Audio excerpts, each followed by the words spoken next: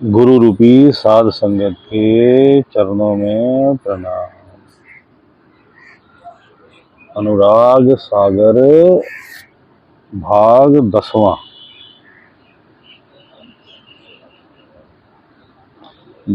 धर्मदास के साथ संवाद कबीरदास जी का, जिसमें वह सारा ज्ञान समझाते हैं। तो कबीरदास जी आगे जो है धर्मदास जी को अनल पक्षी का दृष्टांत देते हैं। गुरु कृपा सो साधु कहावे, अनल पंच हो लोक सिधावे। हे धर्मदास, तुम ये जानो कि गुरु की कृपा से ये जो मार्ग है जीवन मरण से चक्र से छूटने का, निज धाम का, मुक्ति पाने का, यह कृपा का मार्ग है। कृपा होगी तो जीव पहुंचेगा। गुरु कृपा, गुरु परमेश्वर एक हो ज्ञान। परमेश्वर रूप में गुरु है। राम कबीरा एक भय कोई ना सके पहचानो। तो बूंद जो है वो सागर होगी। गुरु परमात्मा स्वरूप हो गया, क्योंकि वह बूंद रही नहीं, सागर होगी, केवल सागर होगी। कबीरदास जी समझाते हैं कि साधु जो है वो गुरु कृपा से बनता है, और अनल पक्षी जो है के भांति होके अपने निज धाम सच्चिखंड सत्यलोक को पहुंचता है। धर्मदास यह परखो बानी, अनल पंच गम कहो बखानी। हे धर्मदास, तुम इस वाणी को भली प्रकार परखो, मनन करो, चिंतन करो इसके। जिसकी मैं तुम्हें कथा सुना रहा हूं वह अनल पंच की है, अनल पक्षी की है। अनल पंच जो रहे आकाशा, निश दिन रहे पवन की आशा। अनल पक्षी जो है वो आकाश में ही रहता है, धरती पे नहीं उतरता, और उसे जो है पवन की आशा, आकाश की ही आशा रहती है, उसे धरती की आशा नहीं रहती। इसी प्रकार अगर जीव जो है सदा अपने ध्यान को परमात्मा में केंद्रित करे और संसार की इच्छाएं उसमें ना रहें, ध्यान परमात्मा में। आगे इसके बारे में समझेंगे। वह बताते हैं कबीर साहब, दृष्टि भाव तिन रति विधि ठानी, यह विधि गर्भ रहोति जानी। अनल पक्षी ने की जो रति क्रिया है, गर्भ धारणा है, वो दृष्टि से हो जाती है। दृष्टि से ही दोनों जोड़े के बीच में जो है रति क्रिया हो जाती है, और इसी विधि से जो है उसका जो है गर्भ धारण हो जाता है। अंड प्रकाश कीनी पुनि तहवा, मेरा धार आलम्भी जहवा। आकाश में ही वह जो है अपना जो है अंडा जो है वो देता है। कोई आधार नहीं है, धरती नहीं है, आकाश में दे रहा है। और वह जो अंडा जो है आकाश में ही नीचे को धरती की तरफ आता है। मारग माही पुष्ट भो अंडा, मारग माही विरह नोखंडा। वह अंडा जो है मार्ग में ही जो है पुष्ट हो जाता है नीचे आते आते, और मार्ग में ही जो है अंडा फोड़ के जो शिशु है वो बाहर आ जाता है। मार्ग माहिम चक्षु तिन पावा, मार्ग माहिम पंख पर भावा। मार्ग में ही जो है उस अनल पक्षी के बच्चे के जो आंखें हैं वह खुल जाती हैं, और मार्ग में ही वह जो है पंख जो है फैला लेता है, खुल जाते हैं उसके पंख जो है निकल आते हैं।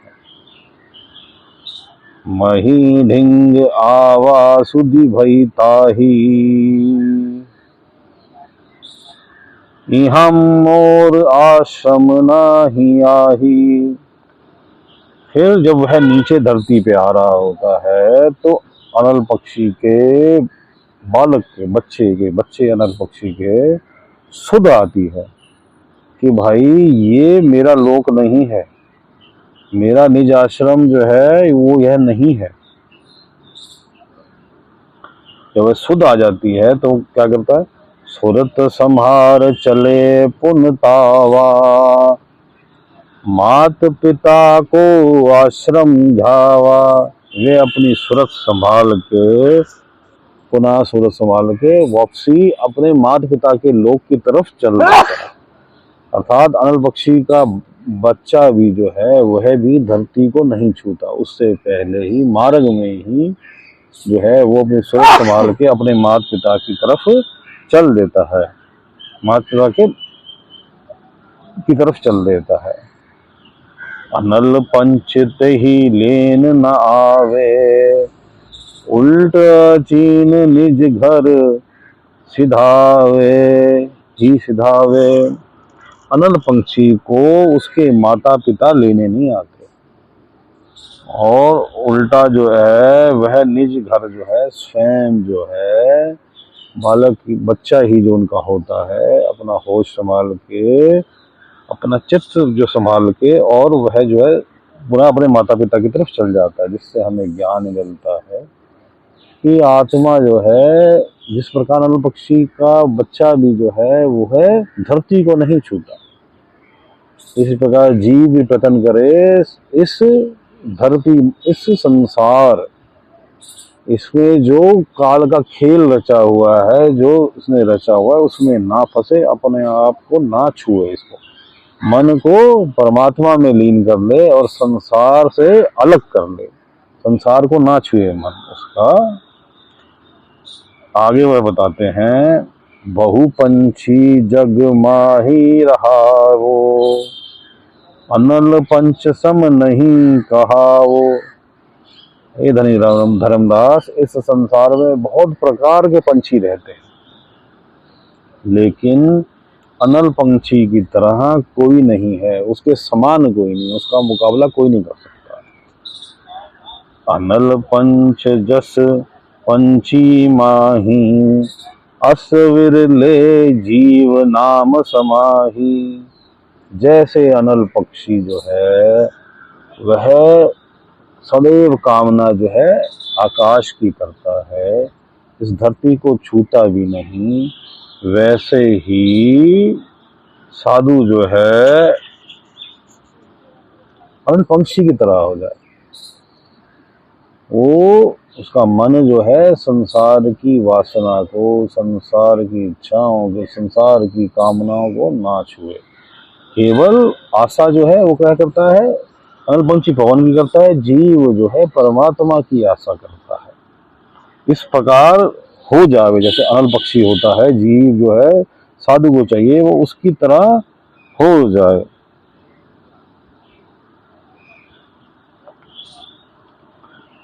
अमल पंच जस पंछी माही, उस विरले जीव नाम सावा समाही। अनल पंछी जिस प्रकार है तो उस विरला जीव है उसके अंदर परमात्मा का सत्य नाम, सच्चा नाम, पंच नाम समा गया है, वह जो है उसके रस में मगन है, ध्यान जो है उसका परमात्मा में मगन है। यही विधि जो जीव चेते भाई, मेटी काल सतलोक सिधाही। इस विधि से जो जीव जो है अपने चित्त को जो है परमात्मा में लीन कर देता है, संसार से हटा के, वह काल जो है उसको छू भी नहीं पाता, काल उसका रास्ता रोक नहीं पाता, काल को उसका रास्ता छोड़ना पड़ता है। और वह जीव जो है काल को पछाड़ के, काल को जीत के, किसको, जो मन को जीत के, मन जीते जग जीत, जीत के सचखंड सतलोक पहुंच जाता है। और क्या बताया था उन्होंने पहले, गुरु कृपा से। ये क्या है, कृपा की लाइन है। गुरु कृपा से जो है वो जीवन मरण के चक्र से मुक्त हो जाता है। आगे वह बताते हैं, साधु अनल पक्षी सम्मान कब होता है। निरालंब अलम्ब सतगुरु एक आशा नाम की। जीव को चाहिए कि वो सारे आधार छोड़ के एक पूर्ण गुरु, सतगुरु का आधार पकड़, उसी के वचन पे अमल करे, उसी के कहे अनुसार चले, और उसको एक ही आशा, परमात्मा के सत्य नाम की, सत्य नाम की, पंच नाम की, जिससे वो जो है सहारे वह इस जीवन मरण के चक्कर से छूट जाए। गुरु चरण लीनाधीन निश दिन चाह नहीं धन दाम की। वह साधु जो है गुरु के चरण जो है उनका ही आश्रय रहे, उनको अधीन हो जाए, अपना जो है ध्यान गुरु के चरणों में। और धन दान, ये संसार के धन दान की उसे इच्छा ना हो। आगे बोलते हैं, सुत नारी सकल बिसारी विषया, चरण गुरु दृढ़ के गया। सुत बेटा, नारी, और सकल जो है विषय जो है संसार में, इच्छाएं, कामनाएं, धन की कामना, व्यापार की कामना, और भी मकान बनाना है इसकी कामना, महल खड़े करने, गाड़ियां, सोने चांदी, ये सब जो विषयों, जो विकार है जीव को जो है, इनको हटा के, इनसे अपने मन को हटा के, और कहाँ करना है, चरण गुरु, गुरु के चरण को जो है ध्यान करके जीव जो साधु है वह परमात्मा की प्राप्ति कर लेता है, सच्चखंड में पहुंच जाता है। तो इस प्रकार जो है अनल पक्षी का वृतांत दे के कबीर दास जी साधु को शिक्षा देते हैं।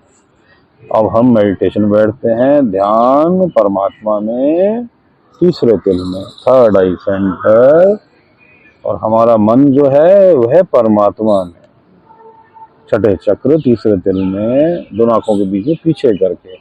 ध्यान को संसार में नहीं लगाना, अर्थात अनल पक्षी के प्रकार के समान धरती को छूना ही नहीं है, इसलिए संसार में मन नहीं लगाना।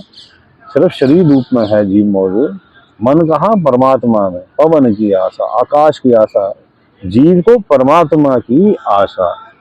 और अगर पूर्ण गुरु प्राप्त है तो गुरु चरणों में ध्यान, और अगर गुरु के द्वारा जो है सत्य नाम प्राप्त है, पंच नाम प्राप्त है, तो उसका सिमरन। मालिक सबका भला करे, मालिक सबका भला करे।